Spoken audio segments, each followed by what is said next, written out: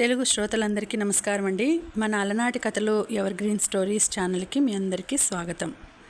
త్రివేణి నవల వింటున్నామండి. రచన శ్రీమతి పొత్తూరి విజయలక్ష్మి గారు.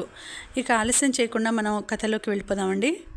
వీడియో చూసిన వెంటనే లైక్ చేసి షేర్ చేసి తప్పకుండా సబ్స్క్రైబ్ చేసుకోండి. మన ఛానల్ని బెల్ ఐకాన్ యాక్టివేట్ చేసుకోండి. పగలంతా హైరానా పడిన రమేష్ పక్క మీద ఎక్కగానే కళ్ళు మూతలు పడిపోయాయి. కానీ శ్యామలకి మాత్రం నిద్ర దరిదాపులకి రాలేదు. అటు ఇటు పొర్లుతూనే ఉంది. హాస్పిటల్లో మంచం మీద పడుకొని ఉన్నాడు పాణి. అతని కాళ్ళు పడుతున్నాడు ఆలయ్య. ఆలయ్యకి ఆ వేళ చాలా కోపంగా ఉంది. డాక్టర్ బాబు మగాడు, ఇష్టమైతే ఆలిని ఏలుకుంటాడు, వద్దనుకుంటే పొమ్మంటాడు. దానికింత గొడవ చేయాలా? అందుకే డాక్టర్ బాబు దగ్గర కూర్చొని హితవు చెప్తున్నాడు. ఈ బెదిరింపులకి లొంగిపోవద్దన్నాడు. లక్షణంగా డాక్టర్ అమ్మనే పెళ్లి చేసుకోమన్నాడు. ఎవరైనా అడ్డం వస్తే తను వాళ్ళ అంతు చూస్తానని హామీ ఇచ్చాడు. మనసు బాగుండక ఓ చుక్క వేసుకున్నాడేమో. అప్పుడప్పుడు కాస్త అభ్యంతరకరమైన పదజాలం కూడా ఉపయోగిస్తున్నాడు. పాణికి ఆలయ్య వ్యవహారం విసుగ్గా ఉంది. నోరు మూసుకొని పోయి పడుకో అని 4 సార్లు చెప్పాడు. అయినా వినలేదు ఆలయ్య. అంతలో ఎవరో పిలిచినట్లయి, ఎవరబ్బా ఇంత రాత్రివేళ అని సనుక్కుంటూ బయటకు వచ్చాడు. ఎదురుగా కనకాలు. తను వచ్చిన పని చెప్పాడు. అసలే మండిపడుతున్న ఆలయ్యకి మరింత కోపం వచ్చింది. మరేం పర్వాలేదు, మాడి చావని అన్నాడు. కానీ కనకాలు నచ్చజెప్పాడు. చెప్పిన పని చేయకపోతే అయ్యగారు నా మక్కలు విరగదంతారు, పద అని బ్రతిమాలి ఒప్పించాడు. ఇద్దరూ కూతవేటు దూరంలో ఉన్న డాక్టర్ ఇంటికి బయలుదేరారు.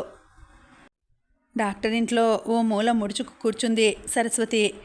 గత వారం రోజులుగా ఎన్నో చోట్ల తిరిగారు ఆచూకీ కోసం. ఆచూకీ దొరికింది. తనని ఇంట్లో దించి వెళ్ళిపోయాడు బాబాయ్. ఆ తర్వాత పెద్దగా కేకలు గొడవ వినిపించాయి. ఆ తర్వాత ఎవరెవరో ఆడవాళ్లు వచ్చి కిటికీలోంచి తొంగి చూడాలని ప్రయత్నం చేశారు. ఆ తర్వాత మనిషి జాడలేదు, అలికిడి లేదు. పగలు గడిచిపోయింది, చీకటి పడింది, రాత్రి అయింది. సమయం ఎంతైందో తెలియడం లేదు. గడగడా వణికించే చలి. ఏదో పుష్యమాసంలో చన్నీళ్లలో చెయ్యి పెడితే జిల్లుమనడం, కాస్త మందపాటి దుప్పటి కప్పుకోవడం తప్పించి ఇంత చలి ఉంటుందని కూడా ఎరుగని ప్రాంతంలో పుట్టి పెరిగింది. నిన్న రాత్రి తిన్న మెతుకులు ఎప్పుడో అరిగిపోయాయి. కడుపులో ప్రేవులు అరుస్తున్నాయి. కానీ సరస్వతిని ప్రస్తుతం వేధిస్తున్న సమస్య చలి గాని ఆకలి గాని కాదు. కట్టుకున్న ముతక నేత చీర కొంగు భుజం చుట్టూ కప్పుకొని ముడుచుకు కూర్చుంది. ఆమె మనస్సు రణరంగంలా ఉంది. బయట అడుగుల శబ్దం వినిపించేసరికి ఉలిక్కి పడింది. ఆ అడుగుల చప్పుడు దగ్గరైంది. ఎవరో వచ్చారో. చివాలన లేచి నిలబడింది. వరండాలో లైటు వెలిగింది. దగ్గరగా వేసి ఉన్న తలుపులు నెట్టుకొని లోపలికి వచ్చారు ఇద్దరు. వాళ్ళని చూసి గతుక్కుమని తల వంచుకుంది సరస్వతి. సరస్వతి వంక చూశాడు ఆలయ్య. అంత పొడుగు కాదు, నలుపు కాదు గాని తెలుపు కాదు, అతి సామాన్యంగా ఉంది. అంతే. యమునతో సరస్వతిని పోల్చుకుంటే ఒంటికి కారం రాసుకున్నట్లు అనిపించింది ఆలయ్యకి.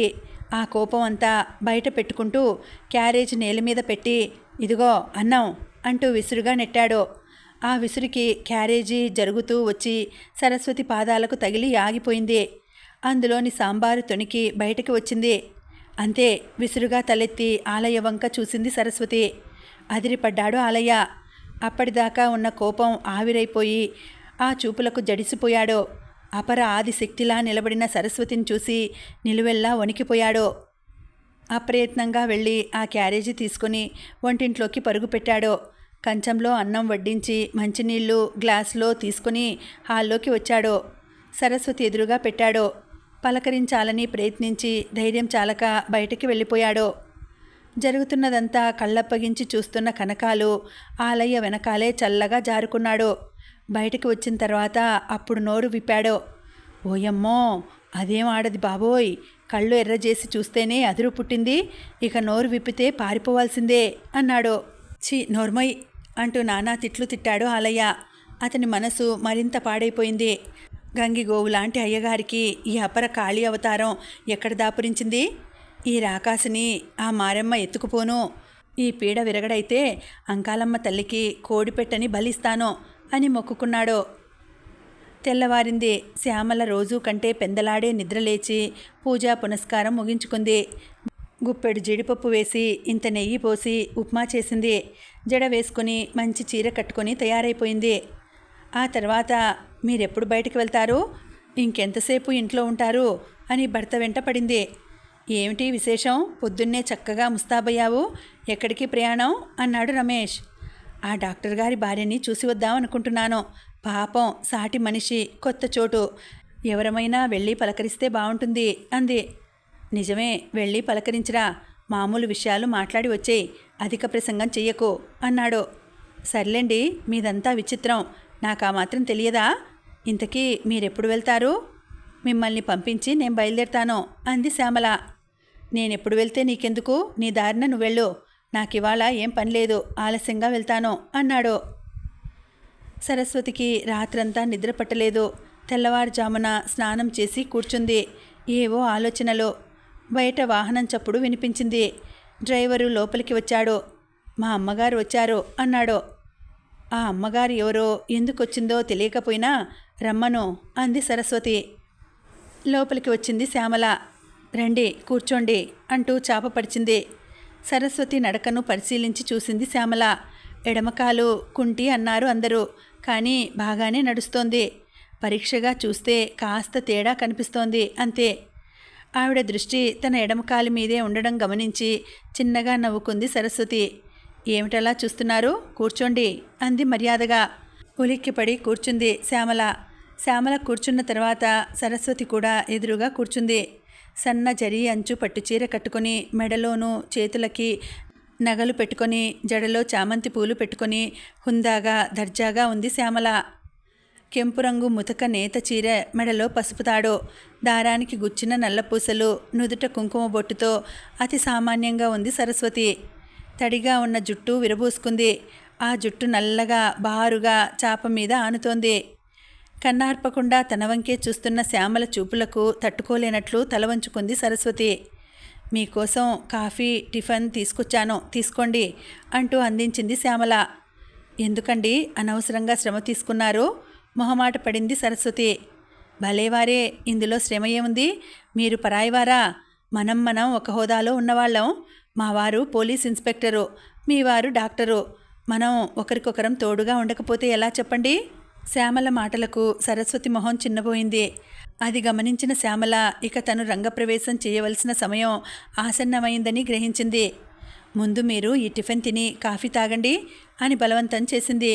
వద్దండి, నాకు టిఫిన్ అలవాట్లేదు మర్యాదగా తిరస్కరించింది సరస్వతి.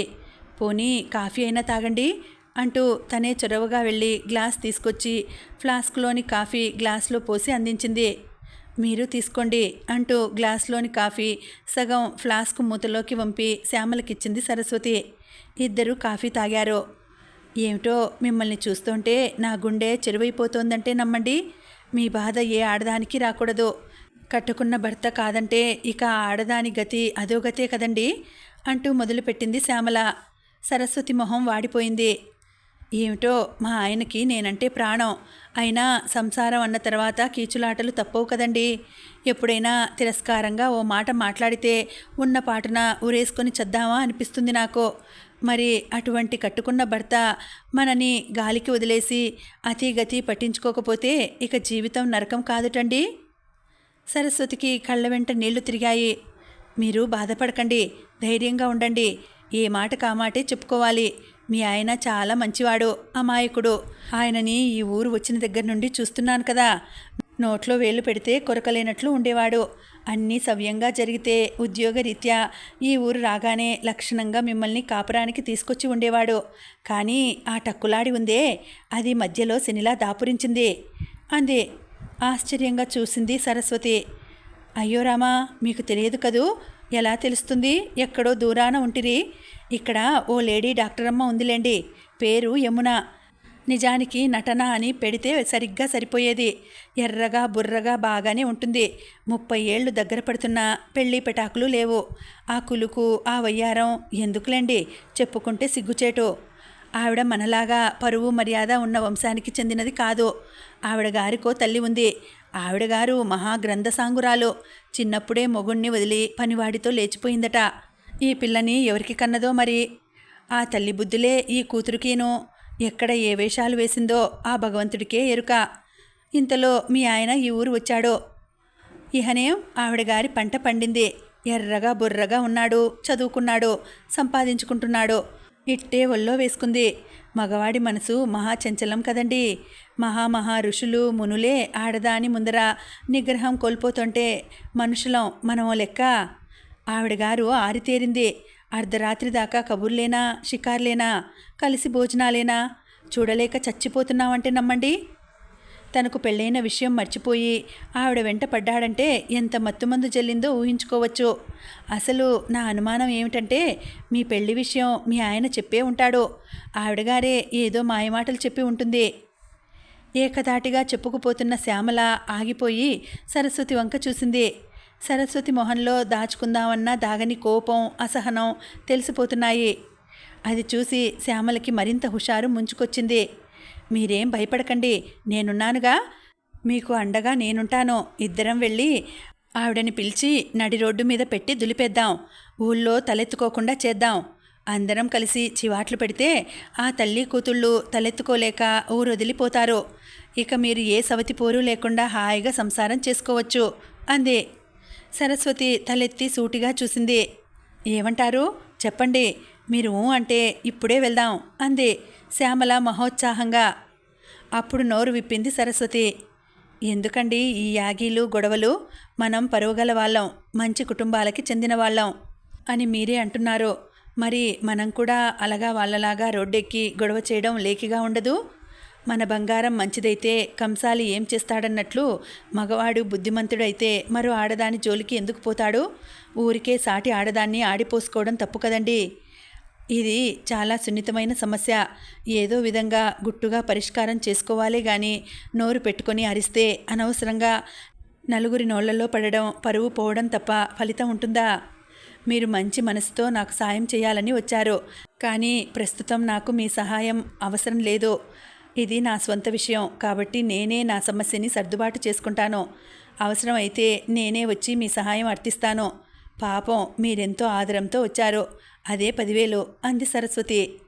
తన సలహా విని సంబరపడిపోతుందేమో, లేదా తనను కావిలించుకొని బావురుమని ఏడుస్తుందేమో అని ఊహిస్తున్న శ్యామల నిర్ఘాంతపోయింది. ఏమాత్రం ఊహించని అనుభవం ఎదురయ్యేసరికి తత్తరపోయింది. ఆ షాక్ నుంచి తేరుకునేసరికి కొంత సమయం పట్టింది. ఏం జరిగిందో అర్థమయ్యాక సరస్వతి మీద కోపం వచ్చింది. విసురుగా లేచి నిలబడింది. పుణ్యానికి పోతే పాపం ఎదురైందట. అలా ఉంది నా పని. ఏదో సాటి ఆడవారు కదా, కష్టంలో ఉన్నారు అని జాలిపడి వచ్చాను. మీ సంసారం నిలబెట్టుకోవాలనే తాపత్రయం మీకే లేనప్పుడు నాకెందుకీ తలనొప్పి అంది చిరాగ్గా. మీ మనసు కష్టపెడితే నన్ను మన్నించండి అంది సరస్వతి వినయంగా. ఈ మన్నించటాలు సింగినాదాలు కూడా ఎందుకులేండి. మీరేమైనా నాకు అయినవారా ఆప్తులా? అయినా అందరినీ నెత్తిన పెట్టుకుని ఊరేగాలనుకోవడం నాది బుద్ధి తక్కువ అని విసురుగా వెళ్ళిపోయింది. భార్య శ్రద్ధగా చేసిన ఉప్మా ఆరగించి కొడుకుతో ఆడుకుంటూ కూర్చున్న రమేష్ భార్య రాకతో కొడుకుని పక్కన కూర్చోబెట్టి, ఏమిటి వెళ్ళావా, పరిచయం చేసుకున్నావా అని అడిగాడు. అంతే, అగ్నిపర్వతం బ్రద్దలైంది. ఆ శాల్తీని దుమ్ము తూర్పారబట్టసాగింది. ఏదో జరగరానిదే జరిగింది. అప్పుడు శ్యామలకి అడ్డు తగలడం కొరివితో తలగొక్కోవడమే అవుతుంది. అందుకే నోరు మూసుకొని భార్య చెప్పేది వినసాగాడు. ఆ వాగ్దాటిలో విషయం అర్థం చేసుకునేసరికి అతనికి ఆశ్చర్యానందాలు ఏకకాలంలో కలిగాయి. శ్యామల వాక్చాతుర్యం అమోఘం. ఆ తెలివితేటలకు ఎవరైనా తేలిగ్గా బుట్టలో పడిపోతారో. ఆ తర్వాత ఈవిడ కళాకళలకు మొహం మొత్తి మొహం చాటేసినా మొదట్లో స్నేహంగానే ఉంటారు. అటువంటిది ఇప్పుడు ఈ వ్యక్తి తొలి పరిచయంలోనే శ్యామల స్వభావం అంచనా వేసి నీ సాయం నాకేం వద్దు పొమ్మంది అంటే ఆవిడ ముందు చూపుకి ధైర్యానికి జోహారు అనిపించింది. ఎంత పొగరనుకున్నారు? ఒంటి మీద చిన్న మెత్తు బంగారం లేదు. ఆ చీరే, ఆ అవతారం అడుక్కు తినే దానిలా ఉంది. మొగుడు వదిలేసిన ఆడది ఈ మాత్రం దానికే ఇంత పొగురుగా ఉంది. అన్నీ సవ్యంగా ఉంటే ఇంకెంత ఎగిరెగిరి పడేదో. అందుకే ఆ దేవుడు తగిన శాస్తి చేశాడు అంటూ అంతులేని ఆవేశంతో ఊగిపోతున్న శ్యామల వంక చూశాడు రమేష్. లాభం లేదు, ఇవాల్టికి అంతే సంగతులు. ఈ కోపంలో ఇంట్లో అందరికీ మంగళ స్నానాలు తప్పవు. 2-3 గిన్నెలు సొట్టలు పడతాయి. 1-2 గాజు సామాన్లకి ఆయుర్దాయం చెల్లిపోతుంది. అందుకే చల్లగా జారుకోవడం మంచిది. వెంటనే లేచి యూనిఫామ్ తగిలించుకొని కొడుకుని ఎత్తుకొని పోలీస్ స్టేషన్కి వెళ్ళిపోయాడు. అప్పుడప్పుడు అయ్యగారు బాబుని ఎత్తుకురావడం మామూలే. అందులోనూ వాడు చాలా ముద్దుగా ఉంటాడు కాబట్టి అందరూ వంతులు వేసుకొని ఆడుకుంటారు. అయ్యగారు రాగానే బాబుని ఎత్తుకున్నాడు ఒక కానిస్టేబుల్. లోపలికి వెళ్ళి కుర్చీలో కూర్చొని టోపీ తీసి పక్కన పెట్టాడు రమేష్. తన రొటీన్ పనులు చేసుకొని ఆలోచనలో పడ్డాడు.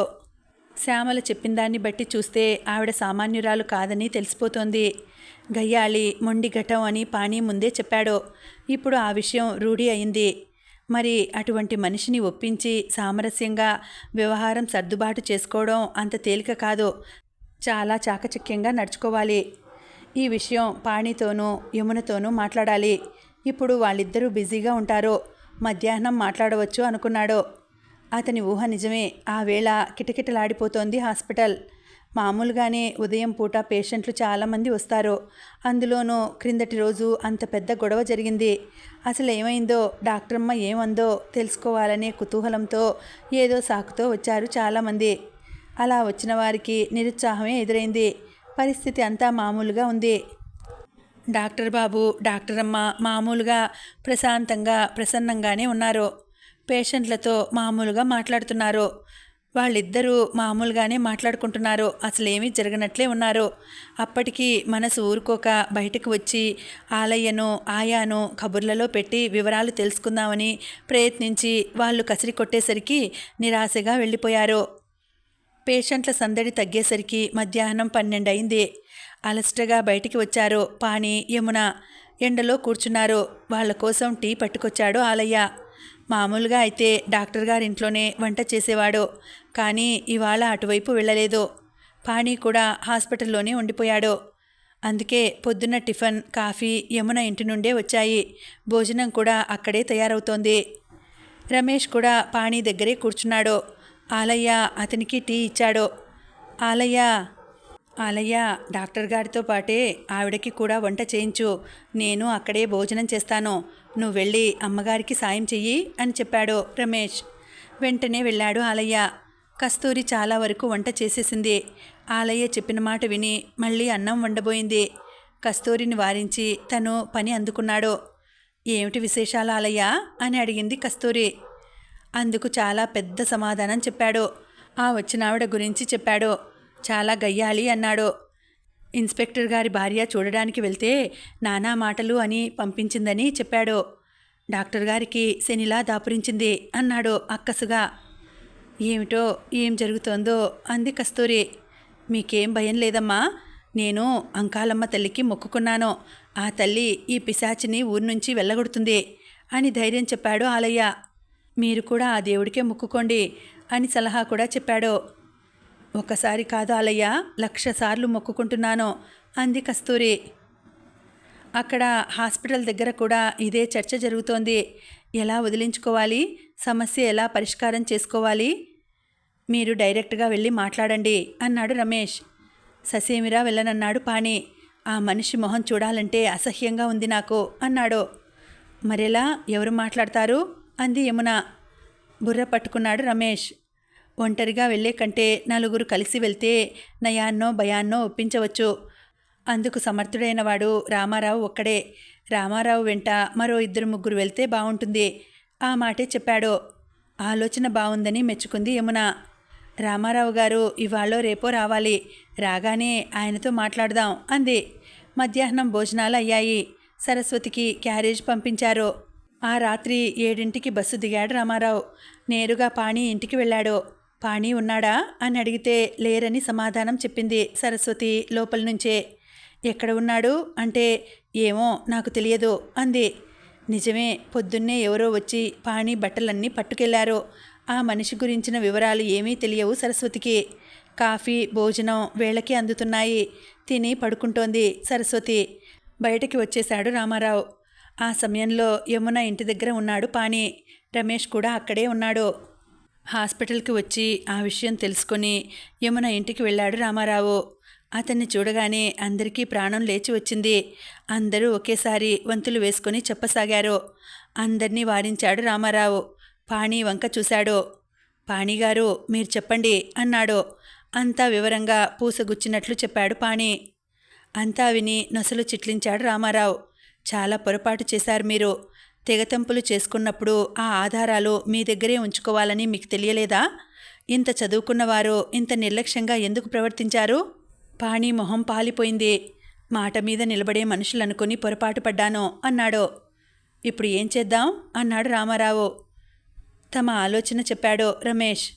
దీర్ఘంగా ఆలోచించాడు రామారావు. సరే, అయితే అలాగే చేద్దాం. ఫోన్ చేసి కళ్యాణిని కూడా రమ్మంటాను అన్నాడు. కస్తూరి ప్రాణం లేచి వచ్చింది.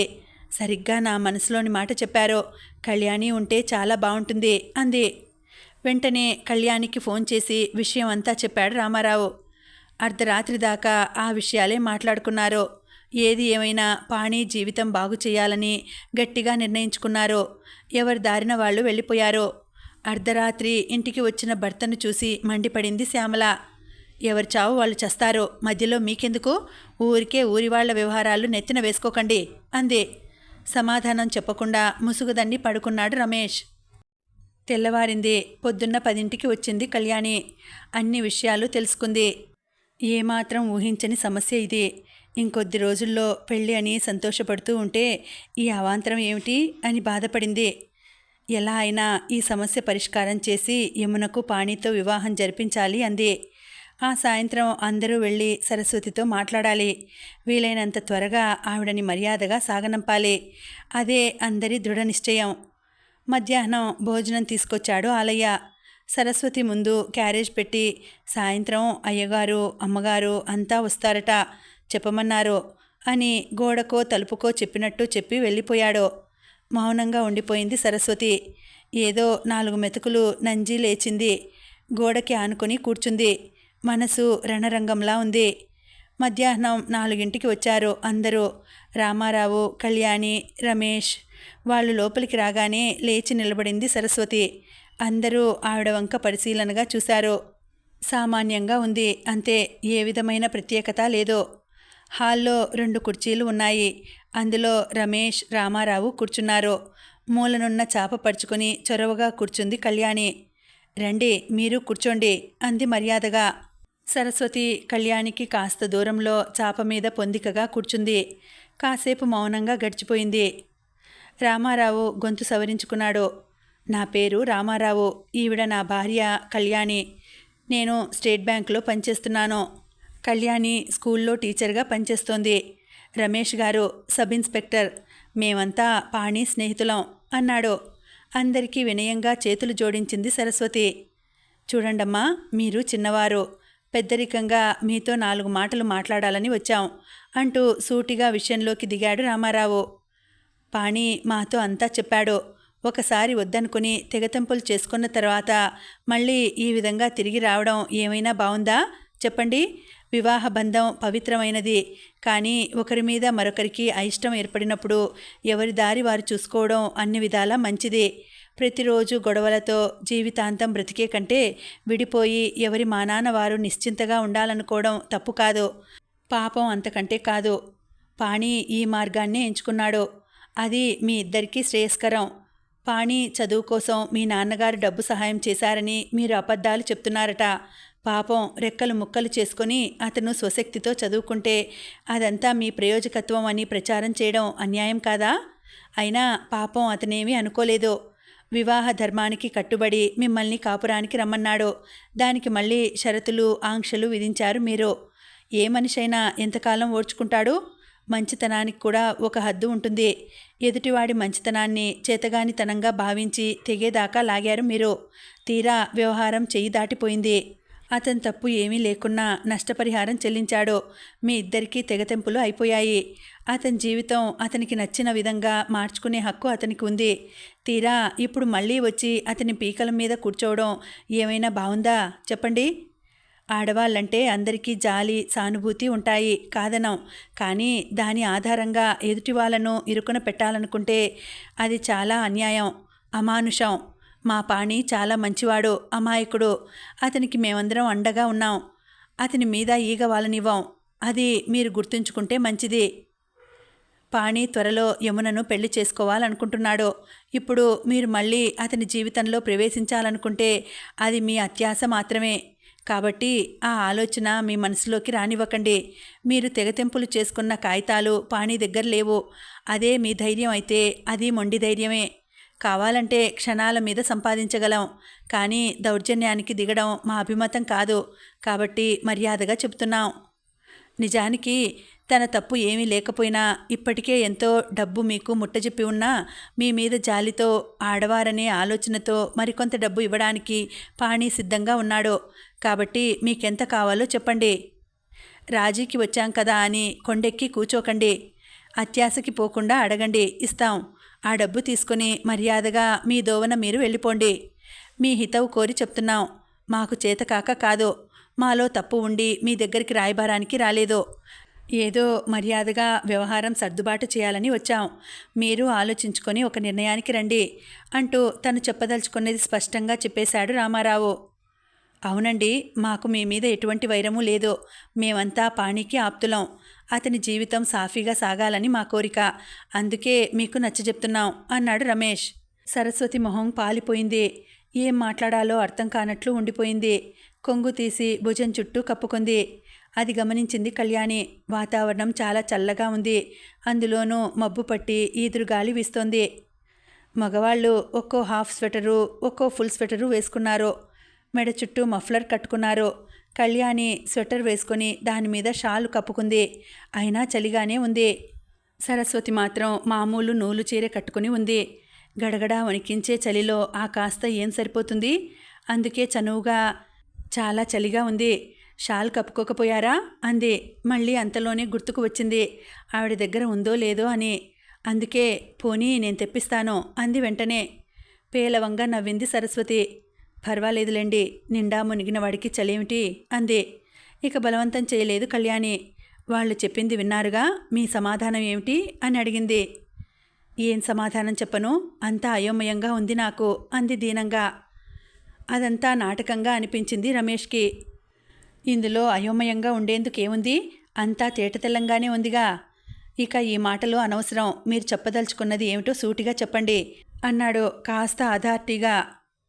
నేను చెప్పదలుచుకున్నది చాలా ఉంది. వినే ఓపిక మీకు ఉందా అడిగింది సరస్వతి. వినాలనే కదా వచ్చాం, చెప్పండి అంది కళ్యాణి. కాసేపు మౌనంగా ఉంది సరస్వతి.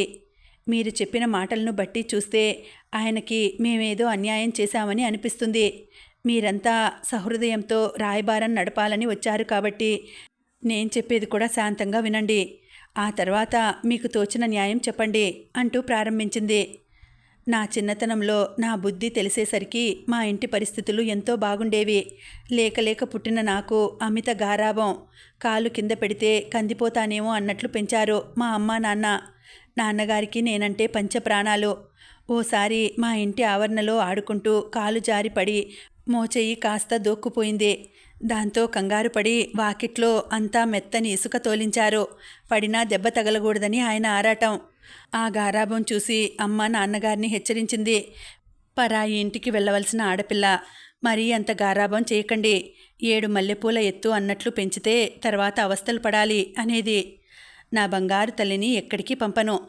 నేనున్నంతకాలం నా బిడ్డ నా కళ్ళ ముందే ఉండాలి అనేవారు నాన్నగారు. ఇంట్లోనే కాదు, ఊళ్ళోనూ అందరికీ నేనంటే అభిమానమే. నన్ను రాజకుమార్తెను చూసినట్లు చూసేవారు. జానెడంచు పట్టుపరికిని కట్టుకొని వంటి నిండా నగలు పెట్టుకొని వెళ్ళేదాన్ని. స్కూల్కి కూడా నా వెంట 2 పనివాళ్లు వచ్చేవాళ్ళు. ఆకుచాటు పిందెలాగా గడిచిపోయింది నా బాల్యం. ఫస్ట్ ఫారంలో చేరాను. ఆ సంవత్సరం వేసవిలో నా పెళ్లి జరిగింది. నా సంతోషానికి అంతులేదు. ఎన్నో కొత్త బట్టలు, కొత్త నగలు, నలుగు పెట్టి మంగళ స్నానాలు, రోజుకో రకం ముస్తాబులు, విందులు, వినోదాలు, వేడుకలు, అంతా సంబరంగా గడిచిపోయింది. నా మెడలో కొత్తగా 2 బంగారు మంగళసూత్రాలు వచ్చి చేరాయి. నన్ను స్కూల్కి పంపించడం మానేశారు. ఇంటికి ఓ పంతులమ్మ వచ్చి చదువు చెప్పేది. నాకా మార్పు నచ్చలేదు. అదేమంటే పెళ్ళైన పిల్ల గడప దాటి వెళ్ళకూడదని అన్నారు. నా వివాహం తర్వాత నా జీవితంలో ఎన్నో మార్పులు వచ్చాయి. అది వరకు లేని పద్ధతులు చాలా ప్రవేశపెట్టబడినాయి. లేవగానే మంగళసూత్రాలు కళ్ళకద్దుకోవాలని చెప్పారు. అసలే ఆ మంగళసూత్రాలతో నాకు చాలా తంటాలుగా ఉండేది. ఓ తొక్కుడు బిల్లాట ఆడుకోవాలన్నా, ఓ ఒప్పల కుప్ప తిరగాలన్నా ఆ మంగళసూత్రాలు నాకు అడ్డుగా ఉండేవి. ఓ రోజు తీసి కిటికీలో పెట్టాను. ఏనాడు పల్లెత్తు మాట మాట్లాడని మా అమ్మ నన్ను కొట్టినంత పని చేసింది. అవి ఎంత పవిత్రమైనవో తెలియచెప్పింది. ప్రాణం పోయినా తీయకూడదని చెప్పింది. అలా అని ఒట్టు వేయించింది. నేను తెలియక చేసిన పనికి ప్రాయశ్చిత్తంగా అమ్మవారికి పూజ చేయించి నా చేత చీరె, రవిక, గాజులు, పసుపు, కుంకుమలు ఇప్పించింది. ఆ తర్వాత నేనెప్పుడూ నా మంగళసూత్రాలను నిర్లక్ష్యం చేయలేదు. నా చేత ఎన్నో నోములు నోయించింది మా అమ్మ. శ్రావణ మంగళవారాల నోము, సావిత్రి, గౌరీదేవి నోము, 16 ఫలాలు, గ్రామ కుంకుమ, ఇలా ఒకటి కాదు ఎన్నో నోములు నోచాను. నేనెంత శ్రద్ధగా పూజలు చేస్తే నా భర్తకి అంత ఫలం దక్కుతుంది అని పెద్దలు, ముత్తైదువులందరూ చెప్తే నాకు చేతనైనంత శ్రద్ధగా చేసేదాన్ని. అలా కొద్ది రోజులు గడిచిపోయాయి. ఇక అల్లుణ్ణి తీసుకొచ్చి మన ఇంట్లోనే ఉంచుకుందాం. మన ఇల్లు, మన వాతావరణం అతనికి అలవాటవుతాయి. మనలో కలిసిపోతాడు అంది అమ్మ. అవును, తీసుకొస్తే బాగుంటుంది అన్నారు నాన్నగారు. అంతలోనే ఆయన పై చదువులు చదువుతారని తెలిసింది. డాక్టర్ చదువు అనేసరికి అమ్మ కాస్త భయపడింది. మనం తూగగలమంటారా? హంగు ఆర్భాటం అలాగే ఉన్నా ఈ పంటలు చేతికి అందక మనం అవస్థలు పడుతున్నాం కదా, మళ్ళీ ఈ చదువు అంటే భారం అవుతుందేమో అంది. ఏమీ పర్వాలేదు, మనలో ఈ మాత్రం చదువుకున్న వాళ్ళు ఎవరున్నారు? చదువుకొని పైకొస్తే మరీ మంచిది. ఈ పల్లెటూళ్ళలో మట్టిని నమ్ముకుని గాల్లో దీపంలా బ్రతికే బ్రతుకుల నుంచి బయటపడతారో, దర్జాగా బ్రతుకుతారో. అంతగా అవసరమైతే పొలం అమ్మి చదివిస్తాను. మన తదనంతరం అయినా వాళ్ళు అనుభవించాల్సిందేగా. వాళ్ల భవిష్యత్తు కోసం ఇప్పుడే ఇస్తే తప్పేముంది అన్నారు నాన్నగారు. ఆయన చదివించాలనే నిర్ణయించుకున్నారు. అదే మా జీవితాలలో పెద్ద మలుపు. మా పాలిట శాపం అయింది. చేతుల్లో ఉన్న డబ్బు అంతా తుడిచి ఇచ్చి వచ్చారు. అల్లుడు డాక్టర్ కోర్సులో చేరాడని పరమానందపడిపోయారు. అందరికీ చెప్పుకొని సంబరపడ్డారు. అందరూ నా అదృష్టానికి ఆనందించారు. నాకు దిష్టి తీసిపోసింది మా అమ్మ. ఆ తర్వాత కొద్ది రోజులకి మా అత్తగారు పోయారని కబురొస్తే ఉన్న పాటున బయలుదేరి వెళ్ళాం. అసలే పుట్టెడు దుఃఖంలో ఉన్నాడు. ఆయనకి మాత్రం ఎవరున్నారు అని ఆ కర్మకాండల ఖర్చులన్నీ మా నాన్నగారే భరించారు. నేను కోడలిగా చేయాల్సినవన్నీ చేశాను. నా భర్తని చూడడం అదే మొదటిసారి. కర్మకాండలయ్యాక మా ఊరు వచ్చేశాం. ఏడాది తిరగకుండానే మామగారు మళ్ళీ పెళ్లి చేసుకున్నారు. నాన్న, అమ్మ వెళ్ళారు. నేను చూడకూడదని నన్ను తీసుకెళ్లలేదు. పెళ్ళైన 10 రోజులకి మామగారు వచ్చారు. అబ్బాయికి ఫీజు కట్టాలిట. ఉత్తరం రాశాడు. మీరు సర్దుబాటు చేస్తే వాడికి నేను మనీ ఆర్డర్ చేస్తాను అన్నారు. అలాగే అని డబ్బులిచ్చి పంపించారు మా నాన్నగారు. అది మొదలు నెలకు కనీసం 2 సార్లైనా వచ్చేవారు మామగారు. అబ్బాయికి డబ్బు పంపించాలి, సర్దుబాటు చేయండి అని పట్టుకెళ్లేవారు. ఇదేం చదువండి, ఎంతని ఇస్తాం? ఈ చదువు పూర్తయ్యేసరికి మనం ఏ స్థితిలో ఉంటాం అనేది అమ్మ. చాలే ఊరుకో, అవన్నీ నీకు నాకు ఏం తెలుస్తాయి? పట్నంలో ఉంటున్న కుర్రాడు మనలా నీరు కావి బట్టలు కట్టుకొని తిరుగుతాడా? మంచి బట్టలు కావాలి. హోటల్లో తింటున్నాడు. అది సామాన్యమా? గుక్కెడు కాఫీ తాగితే రూపాయి పుచ్చుకుంటారు. ఖర్చులు అవ్వవా అనేవారు నాన్నగారు. ఆ తర్వాత మా అత్తగారు కడుపుతో ఉంది. మామగారు వచ్చి, బావగారు బొత్తిగా కటకటగా ఉంది, కాస్త డబ్బు అప్పుగా ఇస్తే తీర్చుకుంటాను అనేవారు. అలాగే, దానికేం భాగ్యం, తీసుకెళ్ళండి అని ఇచ్చేవారు నాన్నగారు. గాలికి పోయినా పేలపిండి కృష్ణార్పణం అన్నట్లు తీసుకోవడమే గాని ఇవ్వడం ఏనాడు లేదు. ఇటు వరుసగా పంటలు దెబ్బతినడంతో నాన్నగారి ఆర్థిక పరిస్థితి దెబ్బతినడం మొదలుపెట్టింది. అటు మామగారి అవసరాలు పెరిగిపోయాయి. డబ్బు రూపంలోనే కాక పాత బియ్యం పంపించండి, నెయ్యి పంపించండి అంటూ వస్తు రూపంలో కూడా అడగడం ఆరంభించారు. దేహి అని ఎవరడిగినా కాదనని నాన్నగారు స్వయంగా వియ్యంకుడు చెయ్యి జాచి అడిగితే కాదంటారా? అడిగినంతా ఇస్తూ వచ్చారు. ఆ రోజుల్లోనే నేను పెద్ద మనిషిని అయ్యాను. ఆ తర్వాత ఆ ముచ్చట తీరిస్తే అల్లుడు వచ్చిపోతూ ఉంటాడు అని అమ్మ సరదా పడింది. కానీ అలా జరిగితే ఆయనకి చదువుకి ఆటంకం అని వాయిదా వేశారు. పండగలకైనా అల్లుణ్ణి పంపించండి అని అడిగితే, ఎందుకు, మా కోడల్ని తీసుకుని మీరే రండి, వాడు వస్తాడు, అందరం కలిసి పండుగ జరుపుకుందాం అనేవారు. అంతేకాదు, పండుగకి వస్తూ ఏమేం తీసుకురావాలో ఓ లిస్టు రాసి పంపేవారు. వారందరికీ కొత్త బట్టలు, వారడిగిన వస్తువులు అన్నీ తీసుకుని ఆర్భాటంగా వెళ్ళేవాళ్ళం. ఆయన వచ్చేవారు కాదు. ఏవో పరీక్షలు వచ్చి పడ్డాయట, రాలేనని రాశాడు అనేవాళ్ళు. మా అందరి ప్రాణం ఉసూరుమనిపించేది. అందరం ఆయన చదువు పూర్తి కావాలని ఎదురు చూసేవాళ్ళం. మా నాన్నగారి ఆస్తి 3 వంతులు అయిపోయాక ఆయన చదువు పూర్తి అయింది. నాన్నగారు ఊపిరి పీల్చుకున్నారు. నా కష్టాలు గట్టెక్కాయి అనుకున్నారో. అంత చదువుకున్నవాడు ఈ కుగ్రామం వచ్చి ఏం చేస్తాడో, పట్టణంలోనే ఉద్యోగం చేసుకుంటాడో, అమ్మాయినే కాపురానికి పంపాలి అనుకున్నారో. అదేమిటండి, దాన్ని వదిలి మనం ఎలా ఉంటాం అంది అమ్మ దీనంగా. ఏం పర్వాలేదు, ముందు దాన్ని పంపిద్దాం. మన ఓపిక తగ్గేదాకా ఇక్కడే ఉండి ఆ తర్వాత మనము వాళ్ళ పంచన చేరదాం అన్నారు నాన్నగారు. అమ్మ కూడా మనసు గట్టి చేసుకుని నన్ను కాపురానికి పంపడానికి సిద్ధపడింది. అప్పటికి నాకు వయసు వచ్చింది. పెళ్ళంటే ఏమిటో పూర్తిగా అవగాహన అయింది. నేను నా భర్త కోసం ఎదురు చూడసాగాను. హఠాత్తుగా వచ్చింది వర్తమానం. మేము అనుకుంటున్నట్లు శుభవార్త కాదు, పిడుగులాంటి వార్త. ఆయన నన్నేలుకోను అంటున్నారట. ఇంత చదువుకున్న వాడిని నాకా పల్లెటూరి బయతూ వద్దన్నారట. అమ్మ కుప్పకూలిపోయింది. మా నాన్న బాబాయిని వెంటబెట్టుకుని పరుగున వెళ్లారు. వాళ్ళ కాళ్ళ వెళ్ళా పడ్డారు. అంతకాలం వంగి దన్నాలు పెడుతూ మాకు వినయంగా ఉన్న మామగారు వాడొద్దంటుంటే నేనేం చేసేది అన్నారట. బ్రతిమాలి ఒప్పించమని ప్రాధేయపడి తిరిగి వచ్చారు. వారం తిరగకుండా మామగారు వచ్చారు. ప్రైవేటు ప్రాక్టీసు పెట్టుకునేందుకు డబ్బు ఇస్తే భార్యని కాపురానికి తీసుకువెళ్తానన్నారట. నాన్నగారు అయోమయంగా చూశారు. మా అమ్మ మాత్రం వెనకాడింది.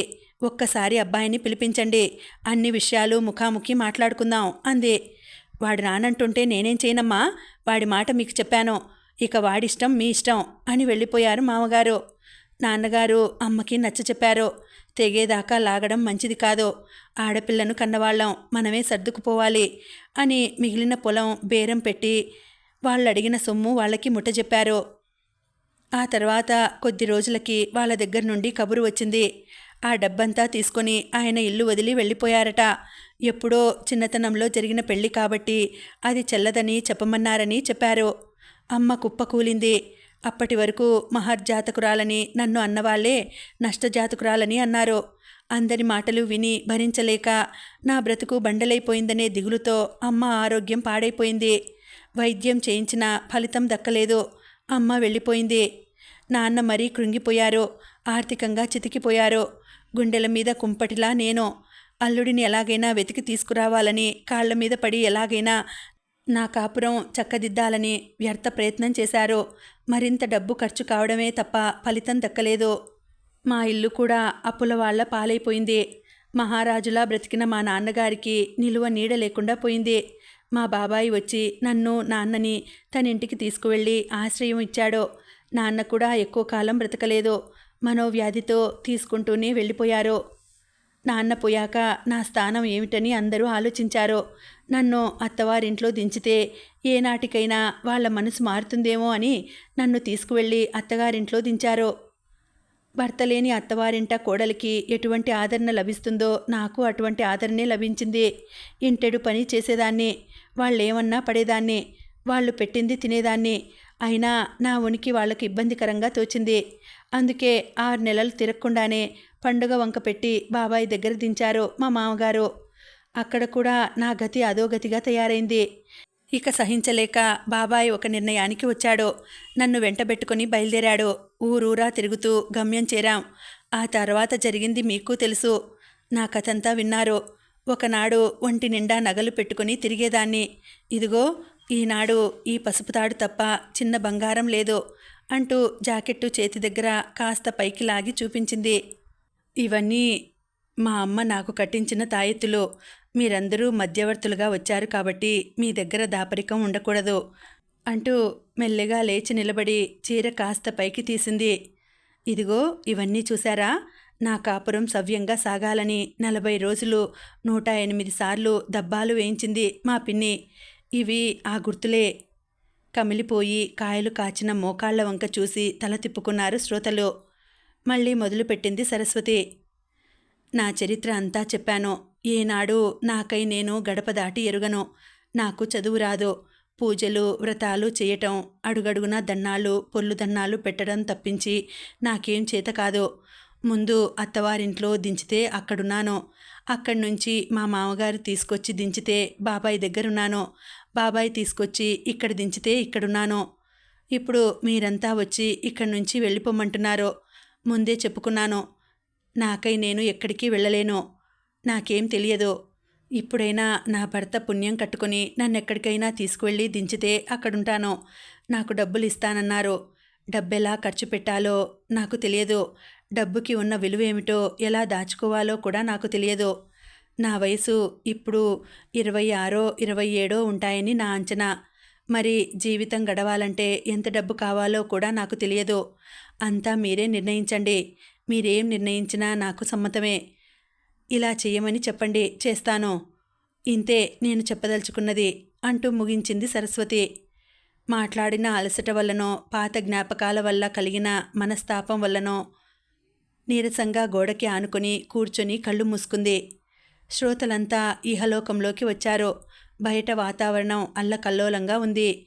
ఈదురుగాలి, వానజల్లు కురిసి ఆగింది. మళ్ళీ తరుముకొస్తున్నాయి మేఘాలు. బాగా చీకటిగా ఉంది. అందరిలోకి ముందుగా తేరుకుంది కళ్యాణి. చివాలన లేచి పరుగున బయటికి వచ్చేసింది. ఒక్క మాటైనా మాట్లాడకుండా అలా వెళ్ళిపోయిన కళ్యాణిని చూసి ఆశ్చర్యపోయారు రమేష్, రామారావు. ఏదో చెప్పాలని ప్రయత్నించి సాధ్యం కాక మౌనంగా బయటికి వచ్చేశారు. ఎవరికి వారే ఏదో ఆలోచిస్తూ గమ్యం చేరారు. ఇంకా ఉందండి, కథ కొనసాగుతుంది. మళ్ళీ వచ్చే వీడియోలో తర్వాతి భాగం తెలుసుకుందామండి. అంతవరకు సెలవు. నమస్తే.